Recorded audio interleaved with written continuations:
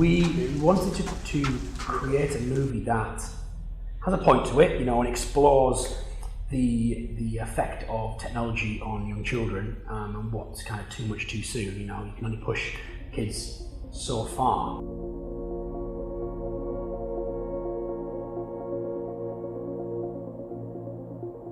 I was at a party and somebody was wearing a pair of Google's version of these glasses, called Google glasses, of what he was wearing, and he came in and he announced it, said, "Hi everybody, you know, look at me," sort of thing.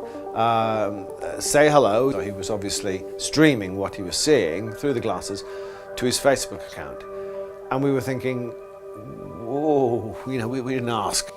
But that was kind of a serendipitous moment as I was thinking about the next movie they were going to make, and I thought, well, let's base a film around, let's involve children with these glasses.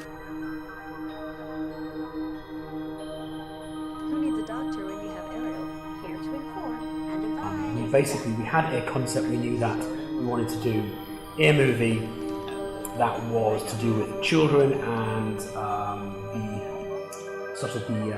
consequences of technology mixed with children, and we knew that we wanted to make it about augmented reality glasses. You're back? Please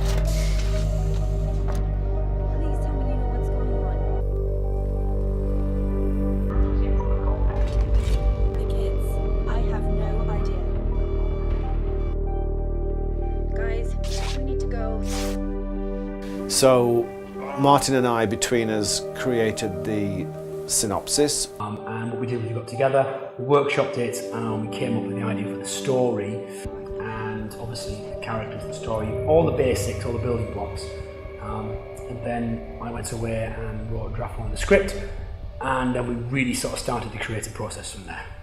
Are you sure? Well, I'm not sure.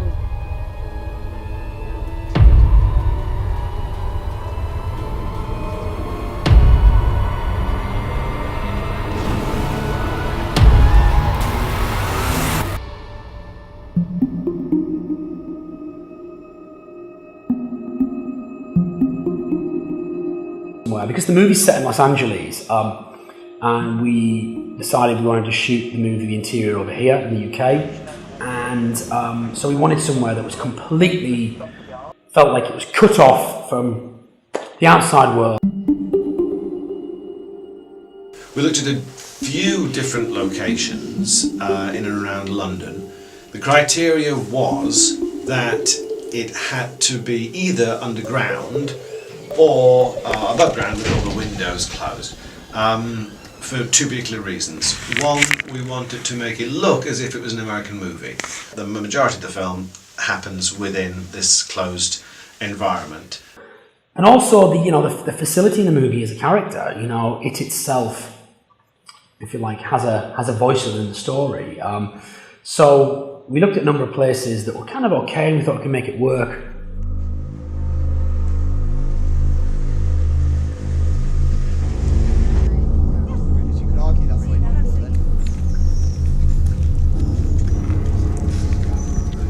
We were introduced to the Calton Hatch secret nuclear bunker. We looked on the website. Whoa, that looks interesting. That looks full of character. So we came up here and it was blown away by how good it was.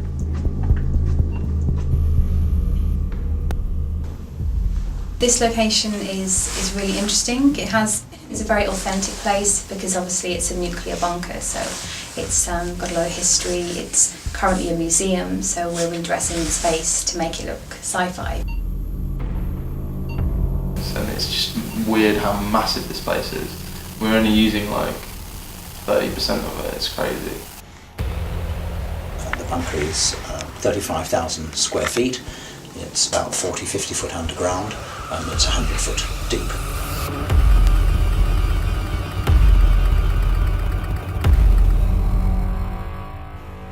Inside the bunker, we have lots of varied things. We have loads of paranormals come down. The place appears to be riddled with ghosts. It's unique because there's only 2 others that are open to the public. We have quite a lot of filming down here. Except for very short periods to collect. We're in a place where literally 30 years ago, the Prime Minister and all of his cabinet would have came to escape nuclear fallout. Like, that's what better place to hold a sci-fi movie. Like, that's just great. That's where we are. So we're sitting down here. What is the would have been the BBC newsroom of a nuclear bunker in the event of nuclear war, which I think never happened. Upstairs, we have a film crew shooting some great scenes. Let's be evil Bantercam. Take one. Mark. You need to move. Please run. Ariel, which way? Head to the learning space.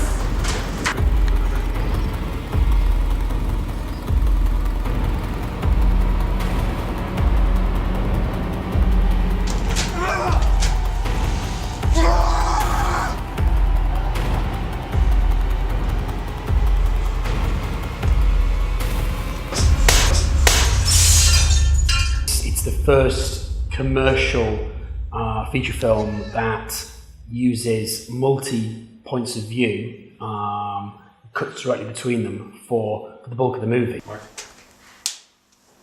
For me, Let's Be Evil is about the fact that the virtual worlds that we've created have now merged with the physical world, and that the younger generation, the people coming of age now, understand this in a way that we never will, in that there's a new language forming. I think it's evident if you watch a small child with an iPad. You know, a very young child knows how to use technology almost intuitively.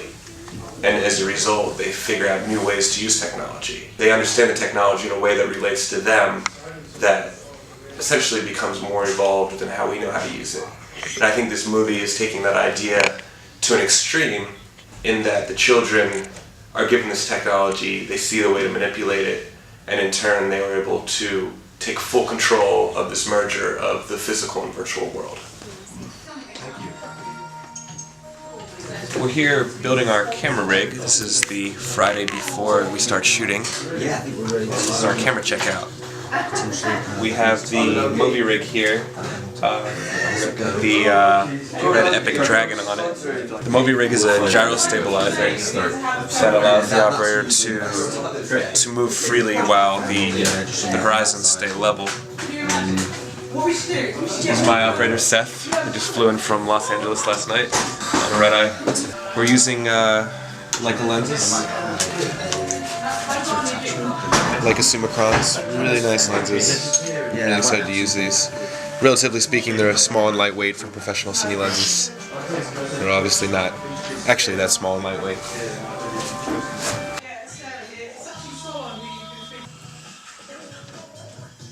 That's better.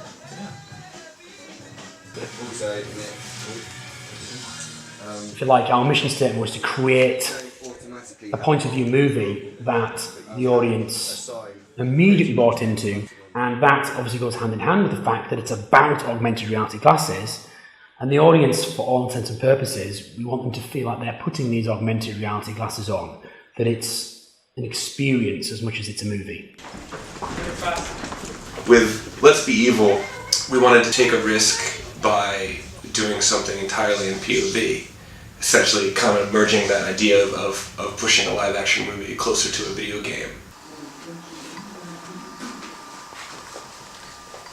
Maybe it was slightly too strong. I broke it. Let's Be Evil is really the first movie that I can think of that's tried to do this type of perspective shoot, where so much of it is the literal POV of the actors and the characters involved. How long can I hold the frame?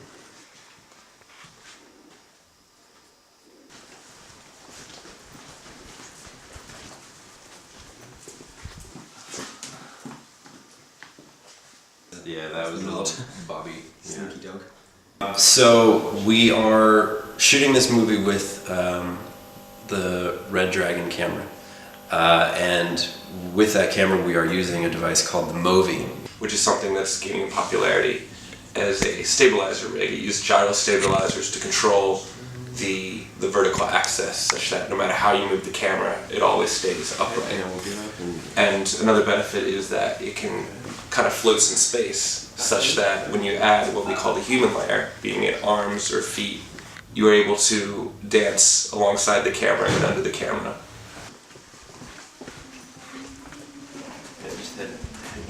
The way our vision works is we stabilise all our vision quite efficiently, almost to the point where we don't notice it.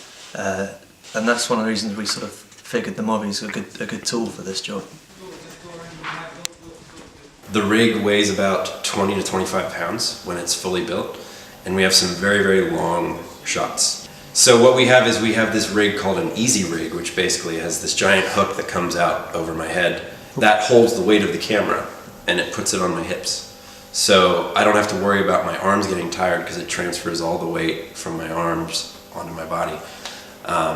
So once I'm wearing the rig, I can pretty much wear the rig all day if I have to. We're building ourselves. Okay. So we're up higher? Yeah. Coming from these cables. With the Movi, which is my job, I will be, or I have been doing, balancing it at the start of the day, making sure that it's all working properly, and the settings are to Seth is the camera operator, to his liking. So we have numerous settings for different parts of the film. So when it's quite calm and relaxed, and it's maybe a daytime scene, we'll have them on quite a loose setting so that the point of view is more relaxed, and when the audience is viewing it, hopefully they'll be relaxed and in a normal pace. Whereas as the film progresses and we go into more frantic scenes, I stiffen up the settings on the Movi, and that translates into a more a frantic is the best word I could use, actually, a frantic frame of mind, so the audience will feel that the person who's experiencing what's happening, they'll feel their emotions. So it's my job to dial in those settings. POV has been an adventure. Everyone on set had to learn how to do it, whether it be myself thinking about shots, Martin thinking about performance, the AD team thinking about how to schedule the day, because when we say that we're Jenny's POV, Jenny's not in it. You know, so we might get her hands or we might get a part of her, but makeup we'd say Jenny's POV, and makeup would rush to Liz, who plays Jenny, and she would never be seen. So we all had to kind of reconfigure our take on it. My camera's bigger than yours. This completely changes the language about how you shoot and how you edit a film. You know, because your protagonist is not necessarily the person that you're seeing on screen. So the question becomes, how do you get people to relate to them, you know? Because they're a person, they're a character. Ideally, that's what you want out of every movie and story.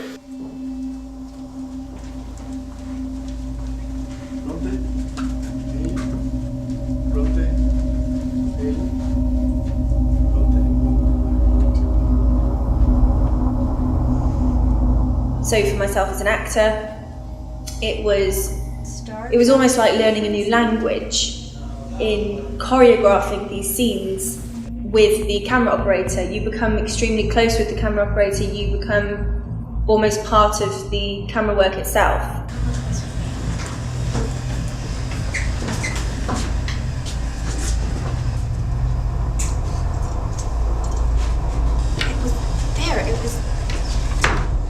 We sort of call ourselves the dancers on set, because if you watch us doing the shot, it's really a dance. Honey, listen to this. My camera operator, Seth Johnson, he would coordinate with the actors and how they would duck and how they would extend their arms to get what we called the human layer, and how everyone, including the boom op and the focus puller, would dance around them through a shot. It's rather remarkable to watch, because you see people running, you see people ducking, you see people crawling around on their hands and knees to either avoid the camera or to get in position to do the human layer.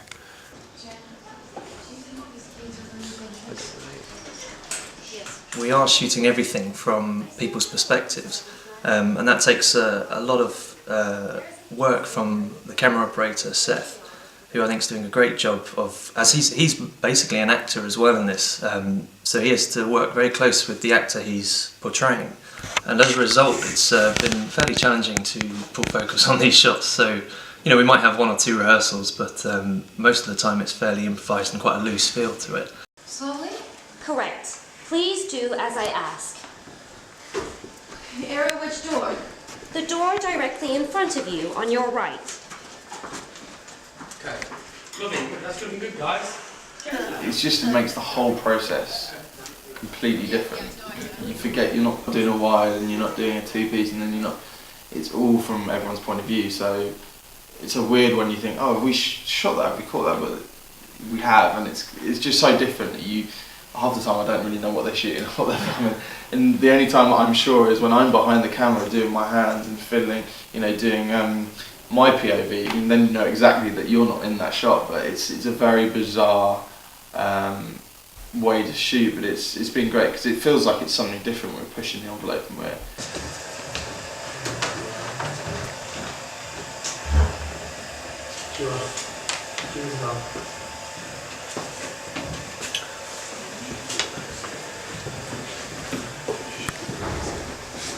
Hey, Cassandra. How are you today? Cassandra? I'm sorry. I'm fine. Thank you.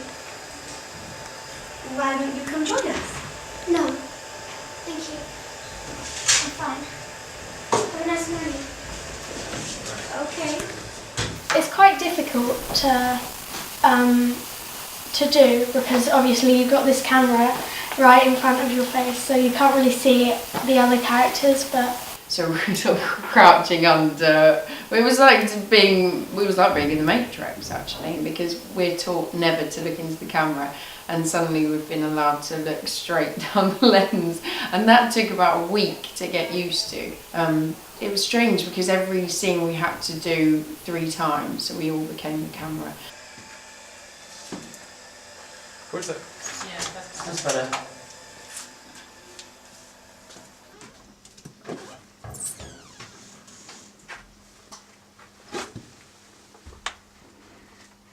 So because of the nature of the shoot, the POV style of it, there's a lot of shots where it's necessary for us to feel the actor or the actress's hands in frame.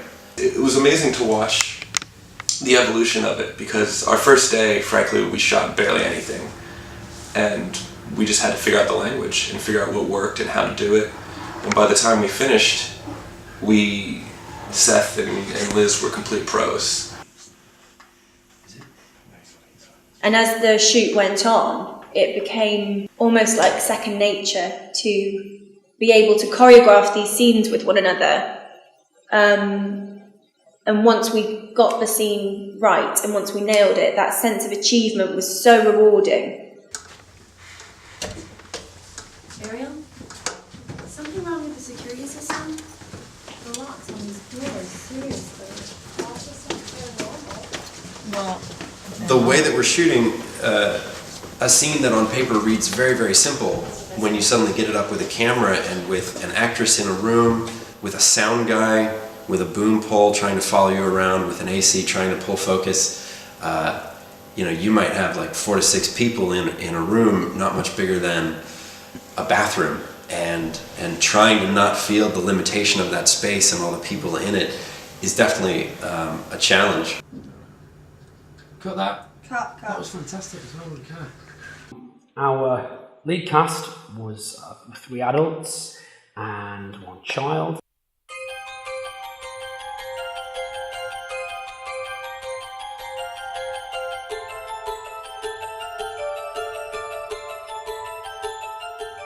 Jenny, who is the sort of the central character in the story, is played by Elizabeth Morris, who we cast. Elizabeth was in my first movie, LA Slasher, and did a great job in that, and was kind of one of the standout talents in that movie, and we felt had the right personality to be able to go on the journey that Jenny goes on, from someone who is essentially damaged as a child and is very much, you know, she's the one who stands at the back of the group, but goes on a journey that ultimately she becomes the leader. Is a very complex character, so she's got a lot of traits. She has a lot of confidence issues. She struggles with self-doubt, which I think everyone does at certain points in their life for whatever reason. I think most people can relate to her in that way. Tiggs needed to be somebody who was confident, and you feel had kind of led quite a full life. Somebody who controls social situations. Tiggs is a happy-go-lucky young girl who I don't think has necessarily had it very easy. I think it might be the only time that she's sort of been asked to do, because they've kind of found the people they want. She's up for the challenge of being a chaperone. Elliot, James Langridge, played Darby, and we were searching for the right person. It was a fairly long search for Darby because it needed to be somebody who was very characterful, zany, almost bordering on the guy that you shouldn't like but you kind of do. Darby is, I think at the beginning of the film, he's a bit, kind of unsure about him. He's a bit alternative, hair and everything. He's a bit pervy towards the girls, he's a bit of a lad, he's kind of all these different things, but actually deep down he's a nice guy. Isabel Allen, who plays Cassandra, who is one of the children in the facility. He's the only character, the only child that interacts with the adults.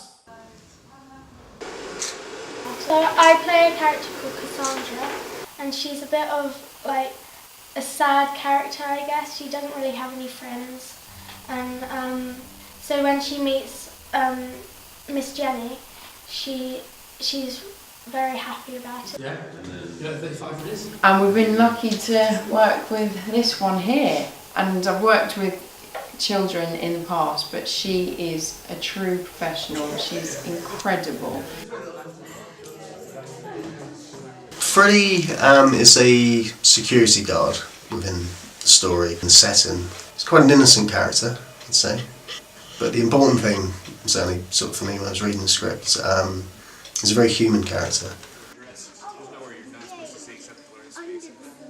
We had 20 children in the project, which is a lot, and for each child you have to get them licensed so they can legally work on the project, which means requiring a lot of permission from the schools, from the parents, and then you have to go to the local council. They have to grant you the license, and obviously with children as well, they have restricted performance hours, so some of the young ones can only come into set at 9 o'clock in the morning, and they have to be finished by 4:30 in the afternoon. So it's just kind of working around that. Yeah. Most of the children were here for 9 days, and they shot for 9 days in total. When I started directing, I did a job with a lot of kids, and it was every nightmare that could have gone wrong working with kids happened. We got all the kids from one place, one school, which was I think it was the Pauline Quirk Academy over in Essex, and they were great. All of them were great, well behaved, disciplined, all sort of talented in their own way. It was great. It was actually. It didn't even really impact on me that we were working with 20 kids, to be honest.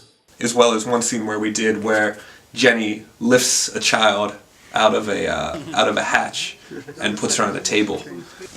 And I think Liz, who's playing Jenny, I think she had to basically train for that because it was so hard to crouch and carry an 80-pound child, while not being revealed by the camera.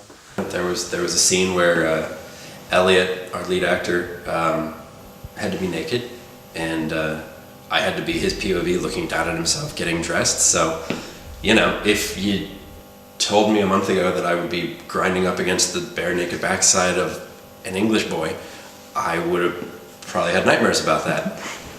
I mean, I do have nightmares about that, but you know, it happened, and we did it, and the shot came out pretty cool. So, but it's definitely a totally different way of thinking about shooting and blocking and having to work with the actors.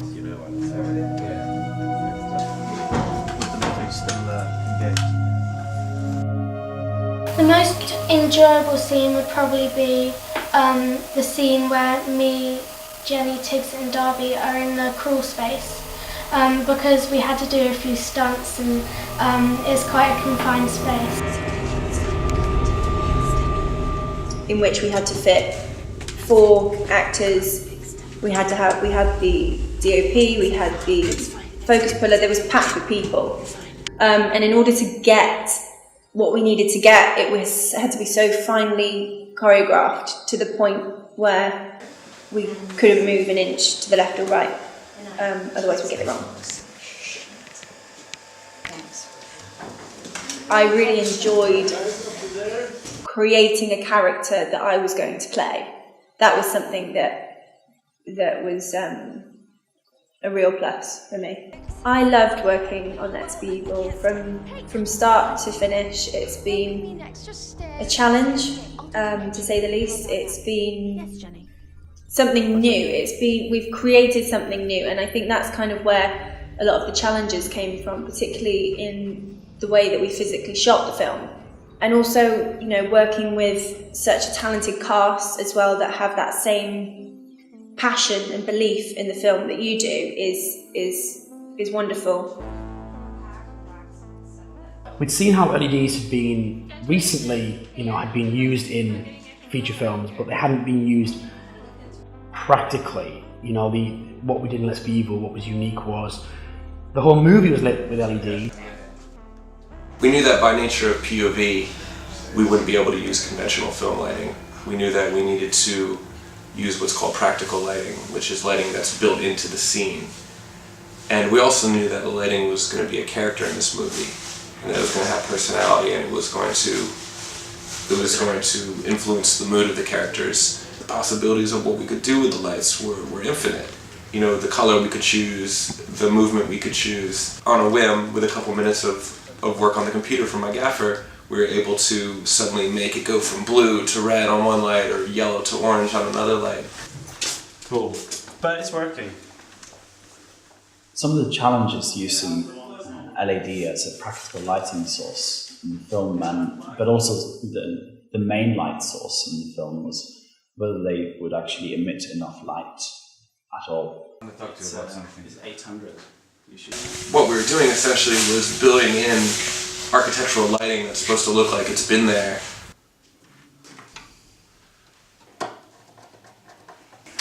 We've hand-built our own LED lighting strips, and we've wired them up to a DMX system, which has all been custom-built by ourselves, with different parts brought in from different companies. If it gets complicated. After everything was rigged, that meant that my task as a gaffer was quite differently, because I could actually run with a laptop in the middle of the scene with a wireless connection and just change and modify the lights on the set. 2. Green.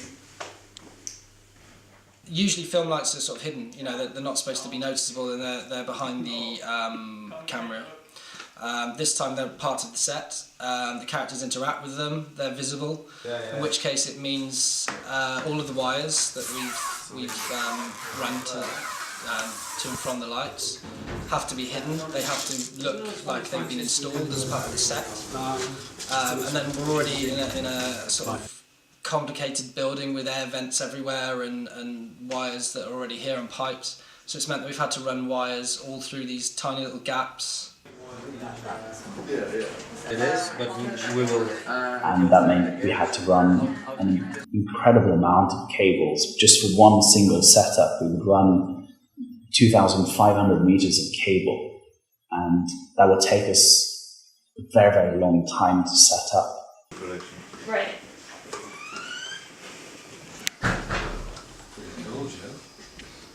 them at 4,000 kelvin. I'm getting on you, man. Stand in a particular spot. Excellent. This is what you built. Excellent. This is what I built. And I can change to any color you want. Really? So this is an exciting moment for me because I've had this idea about how we were going to do the lighting for a couple months now, and it was a bit of a journey and a shot in the dark to try to find the people and the equipment to do it, but what I'm seeing right now is that idea come to life, and I'm really excited. I've done work before with LEDs, but never to this degree. I've never made LEDs such a centerpiece. I've had LEDs that change color in shots, and I've done my last movie with Martin, LA Slasher. We did lots of color, and we had things change color, and we just had very obnoxious with color. It's, you know, part Bollywood, part Friday the 13th. So we're in a thing. She goes like that, so like that. And I see that and I go... I remember we were delayed an hour and a half to 2 hours in the beginning of the day because just one light was not working. And when you have a sequence like that and it's all part of a DMX system, one light can shut down the whole system. We have to rig a lot of the cabling in terms of how the art department wants it, and so that means disguising our cabling. So we have to put cable trunking up exactly cut to size to fit the walls. We have to lengthen the cables or shorten the cables depending on where we have to reach back to our DMX station, which is where we have full control over the lights and we're able to dim them and change the colours. And the challenge in the LED lighting was that it was essentially built to fail. It was not lighting that was meant to be moved around from location to location. After a difficult first week with this sort of this new way of lighting a film, we found out that we actually had to bring in more lighting crew, and we ended up having a 24-hour lighting crew that were installing LED lights throughout the night. But at the end of the day, I think it was worth it because the lighting played such a character in the movie. What we ended up with was footage that on the whole was more usable than if we'd lit traditionally, just because the actors were so comfortable in the environment. You know, and once it was right, you know. So there was almost like there was less mistakes that could be made once things were flowing. My favorite location was what's called the Long Tunnel in the facility, which was I think it was 120 yards long, just stretch of a tunnel. And what we did is we put all our 2-meter lights in a horizontal and staggered them, crisscross. I worked with my gaffer to design a pattern that alternated 3 colors, such that when it was put into 3 steps, it felt like the colors were moving down the tunnel, and it felt like your sense of space was being pushed forward. Because of this amazing nuclear bunker, we have to really sort of push the limits of the radio mics, and that can be a big issue because you've got like the corridor scene, which is an amazing shot. You've got all the lights coming off and Tiggs and Jenny running down the corridor and stuff, and Darby. But yeah, those scenes are very difficult, very challenging for a sound recordist because they'll probably have to take out the post or something like that to achieve the connection you need. And we're using a wireless boom, which means we don't have cables running around. This is all like parts of the parts that you wouldn't usually have to do for an entire film. Here, with point of view, you know, which this is every single time. You have to change your angle all the time. Your boom op has to be a ninja boom op. Basically, that's someone who actually just doesn't appear on camera, and especially when they're doing like a turn. But sometimes they do a whole 360 turn, and you've got to be on mic all the time, and be invisible on camera. Being at the bunker was quite good for prop sourcing because there's a lot of stuff around. So Mike let us have access to his shed. Alright, so shooting in POV meant that we couldn't necessarily take parts out. So I'm going to tell you about the crawl space design process because that was probably the biggest thing that we designed. So we started off with lots of brainstorms with the script because obviously we had to consider a lot of things. Martin wanted it to be sort of like different sections of different textures. We wanted lots of chords in there. We just wanted it to be a bit of a mixture between concrete and metal and just interesting with interesting things in there. Dusty Springfield. Once this was out of the way, it was a lot of stress off my back. We stayed until 2 a.m. the day before shooting and we were back here at 7 to make sure that it was good, so 4 hours sleep. So I'm still sort of feeling that, but I'm really proud of my team. They've done a great job and it's been a really good learning experience. Glasses are advanced but not magic. Please make sure to charge the glasses. Basically they have 2 costume changes, if you like, or 2 different costumes. One when they first enter the facility, so they've got their own clothes that they'd wear at home normally. So we've just tried to style them in basically what their personalities would be like. So, you know, Jenny's very sweet, very nice. Tix is a very sort of trendy designer style lady, and then Elliot is a bit rocky, a bit alternative and edgy. So we've tried to reflect that in their outdoors costumes. But we tried to get their own personalities into the uniform, but at the same time show that it was a uniform for them. And then we have the children, and the children are again in a uniform. We try not to differentiate between whether they were boys or girls, and just to have something that was very kind of uniform that would be seen probably en masse as could be quite sort of intimidating, if you like, but at the same time utilitarian, something that was easy for them to work in and to play in as well.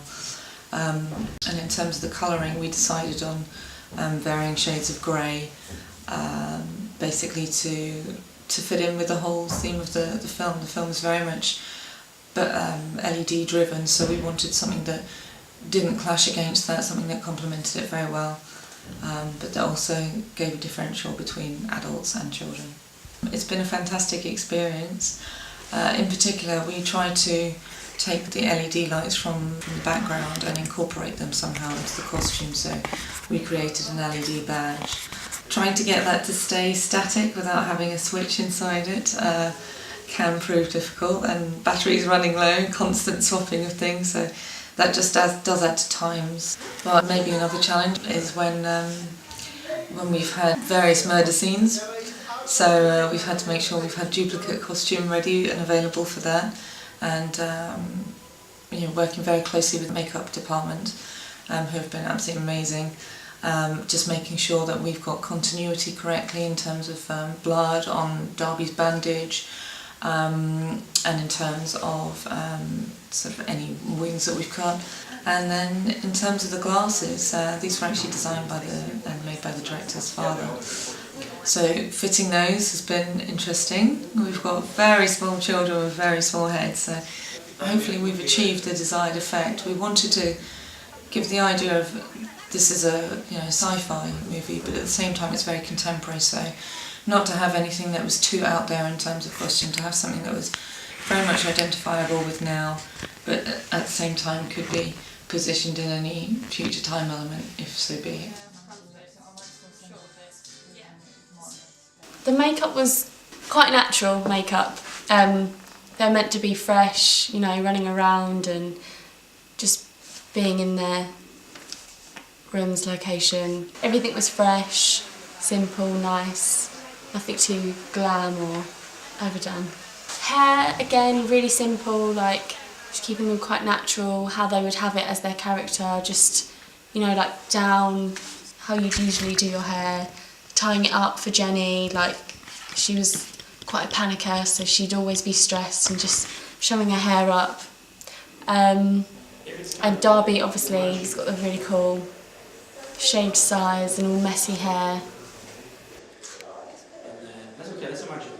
The blood situation is hard with blood because fake blood, it's like normal blood. It dries really quickly and it sort of just crumbles off. So with Darby, when we were shooting him all day and his with his ex and his blood and everything, after about 10 minutes his blood would be all crusty and we'd have to just keep going over it every day. Oh, actually looks pretty good. 60. But we have got a lot of blood here. They come in these little... Oh God, see? Bloody. Looks quite real, yeah? So this was the blood rig.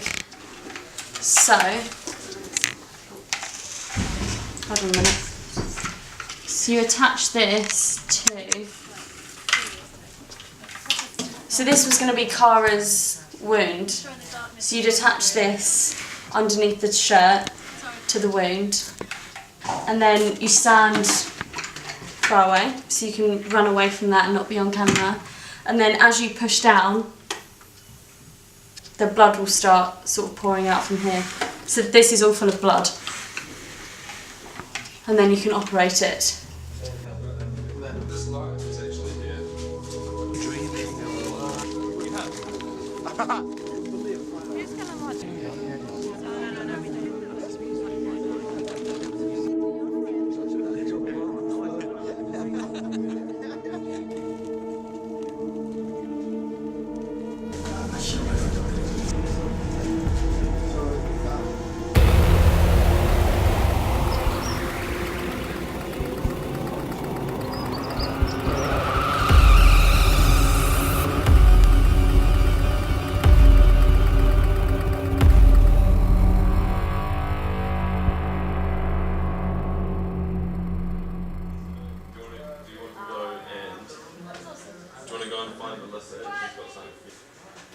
There's been a couple of instances where Chase and Martin wanted to see a quick scene cut together, especially at the beginning, just to see how it was working. Cutting between two characters' point of views is sometimes strange, but it's, from what I've seen so far, works really well. I think it depends on the movie it is, because yeah, we've gone on quite a journey in the edit. In terms of, Dan's a very, very precise, story-driven editor. I'm very sort of visually driven. So the way Dan and I meet in the middle, I think that's where the movie exists.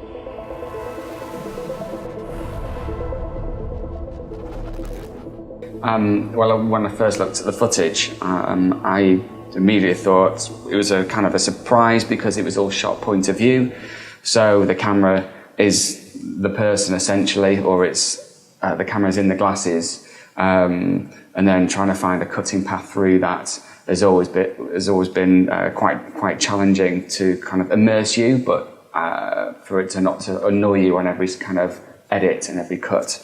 Really, the LED changes didn't actually really affect the edit at all. I guess you could think because the LED lights were changing colour constantly within the shot that you might have to match that up. But at all times, we're just concentrating on character and where to cut for that, and you tend not to even think about the LED lights. The biggest challenge has kind of actually been trying to find the order and tone of the film. Lots of scenes have kind of been reordered to kind of make a narrative, more of a narrative sense. Yeah, at the moment, the hardest bit is certainly finding its tone, what it is, because certainly in the script it's 3 or 4 genres in one film, which is pretty tough. There's probably a reason why there's only one genre in a film, because that's hard enough, because it creates a see-through line. But this is kind of psychological thriller, science fiction, horror. So knowing where the thriller parts are, we know where the horror bits are, and making them as scary as possible, but where the psychological bits are and the thriller element has definitely been the trickiest. The augmented reality glasses interface started with a conversation with Martin where we talked about what do the glasses do? What kinds of functions do they have? And tried to approach that really from 2 standpoints. One is the story standpoint where, what do we see it do? What do we need it to do to make the story make sense? And then on the flip side, from a product design standpoint, what would you want it to do if you were making it? What would the actual most attractive version of this product do? Ariel was a really interesting challenge, a really interesting bit of problem solving for this film, in part because we had a fully CGI character and we had 10 weeks to do the visual effects for the entire film. So that presents a challenge in and of itself, really. There are some points where we thought that maybe Ariel was just going to be part of the interface and not in the scene. So though ultimately when Martin and I saw the cut, it became very clear to both of us that Ariel needed to be a real character, that she needed to have like a physical presence in the scenes, in the locations, that she needed to be able to interact with the characters, and that she needed to be pretty human. So we shot an actress on a green screen, on a green treadmill whose speed was calibrated in each shot to the speed that Ariel was walking. And then we had her do Ariel's performance. And then that performance was later used to create the sculpture, that glass distortion effect, which would then be filled by the pieces of energy which are generated in a more traditional CGI computer animation way. So there's a few technical things which were firsts for me personally, but in terms of overall methodology, one piece of it really sticks out, which is, to my knowledge, Ariel is created using a technique which I don't think anyone has done before. It was a first for us, and I think it's a first for the film industry, because she's a fully CGI character. She exists in shots where the camera is moving freely, and nevertheless, she's actually completely based on what's called a procedural effect, meaning that she's not that the actual driver for the Ariel effect is an actual image of an actual person. Working on Let's Be Evil was a really great experience, since I was involved from a really early stage on. I already started writing while I got the screenplay, and putting together ideas, musical ideas already before the movie was shot. The very first idea was to really push it into an 80s direction. So, I got a lot of 80s synthesizers and started sampling all of these for days and days. I started writing the first motifs for the different characters and for the kids, and also for the bunker. So the bunker, for example, for me it really had an own character. So I wanted to have that represented in the score throughout every single scene, to have this somewhat off feeling of being detached from the rest of the world. And also what is quite remarkable in the way it's shot and the way it's produced, you have these two complete different genres kind of clashing into each other. You have this really retro-ish feel on the one hand, and then also you have this really modern science fiction-y feel. So I wanted to have that represented in the music as well. It's a big melting pot of different ideas and of different genres that formed the music of Let's Be Evil at the end. Well, post-production has changed a lot recently. It's become a lot more fluid. These days, with technological improvements and changes, it's a lot easier to keep the edit and the other disciplines within post-production fluid. And that's very much the case on Let's Be Evil. So that was a really powerful tool for Martin, the director, to be able to use, because the VFX and the sound and the grade and the overlays all influenced each other. So, for example, a big visual aspect of the film is the overhead displays, which the characters have on their glasses as they're looking at each other, and that's across about 95% of the film. And it's a big visual impact on how the film is presented, and that is something that didn't happen in the edit. It didn't happen in the traditional VFX pipeline. It actually was put on and adjusted during the grade, which is when the images are enhanced, and that was a very unusual process. There's no project I've worked on in the last 10 years has had that requirement. This film is very, very interesting visually, and I think it's fantastic because it's very different to most films. So you can look at almost any scene of this film and it will look very much unlike any other film that you might see. And that's very exciting for a colourist like me to work on, because it gives you a whole different palette to choose from. And I think the grading process, the image enhancement process, was very much about harnessing that and interpreting it and presenting it in the best possible way.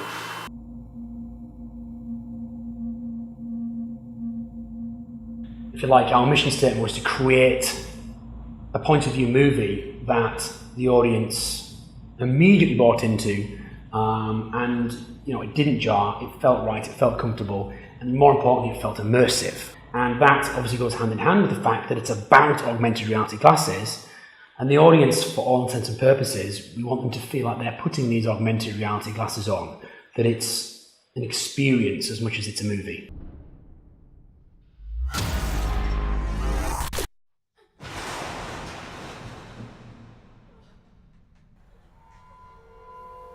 Having spoken to the production team, there's some interesting aspects as to the point of view of the film, of some of the new technology, lighting that's being introduced into the film, which I think will be attractive to a wider audience rather than just your horror movie genre.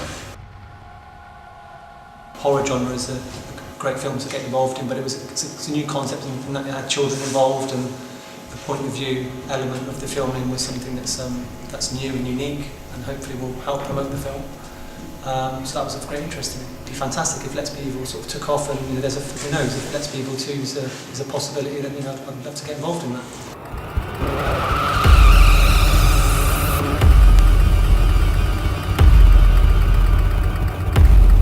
So I think that we wanted to create something that had elements of horror in it, had elements of thriller in it. Certainly it's inherently a science fiction movie, but also is fun, and is a real ride for the audience. You wanted to get it just the right point so that, wow, this is fresh, this is new, I want to explore this world, I don't want to leave.